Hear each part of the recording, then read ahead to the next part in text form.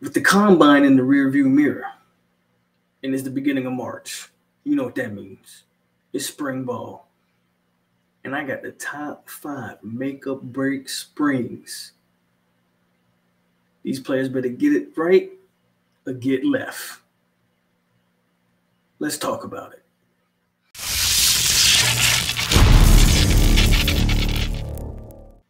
What is going on, Florida State family, Seminole Nation, and the 863 tribe? It's your boy POLK, a.k.a. A-Lo, a.k.a. the goddamn truth. With the combine in the rear view, baby, now we finna get on this spring ball. And I've been looking forward to making some of these videos for you, because I got a whole list of top 5s. But we're going to start off the spring with the top 5 make or break springs. I got 5 players that they need to come in the spring and really show up, or they might get left behind. Hey, this is my opinion. Y'all already know. But these are the top 5 guys that I think are either gonna get recruited over, or just flat out maybe even hit the transfer portal if they don't show up in the spring. But before we get into the top 5 video, y'all already know what to do. Hit my like, comment under the video, share the video, and of course, subscribe to the most interactive Florida State YouTube channel. It's the 863 Seminole TV. But without further ado, man, I'm not going to waste your or my time anymore. Let's get it, man, with number 5. At number 5, man, I got Jaden Jones. This is a defensive end that we picked up last year. He was a JUCO guy. Now, last year, Jaden, man, he's coming off of a knee injury, so we didn't get a lot out of him. Used all of last year to kind of rehabilitate that knee. But you got him coming into this year. And FSU went defensive end heavy in the transfer portal with Marvin Jones Jr., Durage, and I always mess up the Tongans. He's Tongan, guys. He's not Samoan, by the way, but I always mess up Sione. I'm going to call him, I think his first name is Sione. They went 3 strong at defensive end in the transfer portal. That's not to mention you bring back Patrick Payton and a guy like Byron Turner, who last year would have been on this list. He had a very solid season, and he's looking to build on that. Now you have to ask yourself, well, where does the guy like Jaden Jones fit in? I don't know if he does. The one thing working for Jaden Jones and why he's number 5 and maybe not higher on this list is that he's like 6'5", 250 pounds. So he fits the mold. He fits the build of what they're recruiting at that position. How's he recovered from the knee injury? Has he recovered from the knee injury? And how much will we get to see him play? That's all are going to be major questions. If he doesn't get on the field this year, with a guy like Daren Williamson waiting in the weeds, and guys like Lamont Green Jr. waiting in the weeds, I don't know if Jaden Jones has a future on this team. But we'll see. Jaden Jones comes in at number 5 as the 5th player on my list that needs to make or break in the spring. Jaden Jones. 4. At 4, guys, I got Bryson Estus. Now, this is a guy who I actually like. This is a guy who he comes in at number 4 on this list for a few reasons. I still can't put my finger on why we haven't seen him. I feel like every time I've seen him, he's performed well.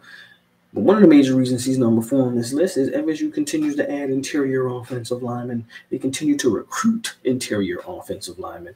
They just added 3 interior guys in the portal alone this past transfer portal window with Ferguson, Leonard, and the young man out of Harvard. I forget his name off the top of my head.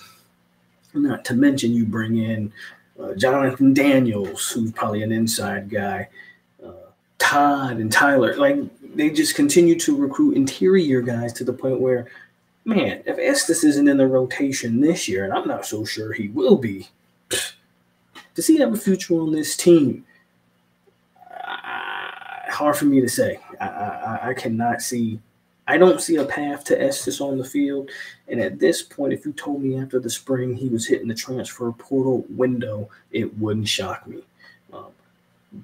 I think the reason Estus is 4 and not 5, I think he's more likely to hit the portal than Jaden Jones is at this point. With that said, hey, Alex Atkins likes his depth. Alex Atkins likes to rotate guys, and Alex Atkins likes to cross-train guys. That works in Estus's favor to a certain degree. If he can come into the spring and really show up, maybe he can work himself into a very rotation-heavy offensive line. So Estus is not number 5 because of the players in his position group, but he's not higher than 4 because that position group rotates a lot of guys. So Bryson Estus, man, at this point, you're make or break, buddy. You either got to show up or show out. Or you either got to show up or get out, I should say. Bryson Estus comes in at number 4 for me. 3 is Aaron Hester. Now, this is another guy like Jaden Jones. You got Aaron Hester here, but here's the problem with Aaron Hester and why he's higher on the list than Jaden Jones. Everything applies that I said about Jaden Jones with obviously the players that they've brought in, the guys that are waiting in the weeds. The problem with Aaron Hester is, what is he, 6'1", 6'2"?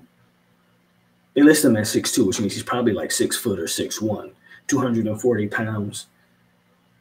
He does not fit the mold of what defensive ends have looked like at Florida State under Adam Fuller and JPP.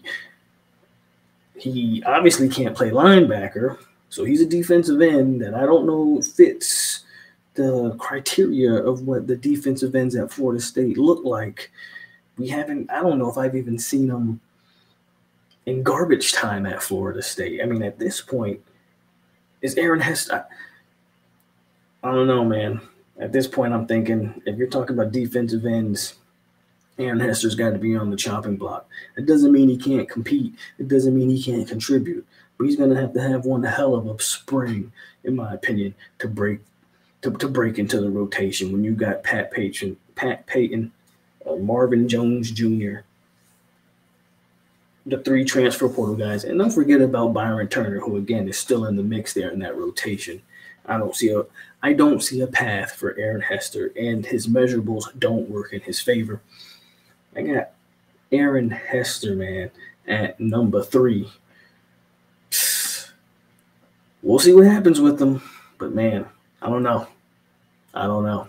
Let's keep it moving. 2. This one might not surprise a lot of folks. If you watch me for any amount of time, I've questioned this particular player for a while now. And it just, I'm going to continue to question this one because they continue to bring in talent in that room. But that's Daren Williamson. You're going to have to show me, he's going to have to show me, and I think everybody else in this spring, that he belongs in this rotation, because FSU continues to add major talent in that receiving room. And this offseason is no different with the Malik Bensons, the Jalen Browns, not to mention another good recruiting class. They've got guys who ain't even on campus yet. I'm curious as to what happens with Daren Williamson. Daren Williamson is a typical case of availability is or should be your best ability. He can't stay on the field long enough. You keep telling me how talented he is. We see him for a game, and he'll be hurt for the next 3. With the amount of talent they continue to bring in, it's hard for me to see how Daren Williams is still on this roster post-spring. He's going to have a major, major spring, in my opinion, because that competition in that room is legit. And look for guys like Vendrivius Jacobs, and look for guys, like Hakeem to step up this offseason. Daren Williamson better be right in the mix with them, or he's going to get left behind. 1. Number one on the list, man, is Kevin Noels. Now, this is a guy who his career was so promising when he started off at Florida State, but an injury and a position change has in a sense crippled Kevin Noels, and now he's in a stacked safety room with the likes of Conrad Hussey, Shaheem Brown, and others, Kirkland, who maybe be getting healthy.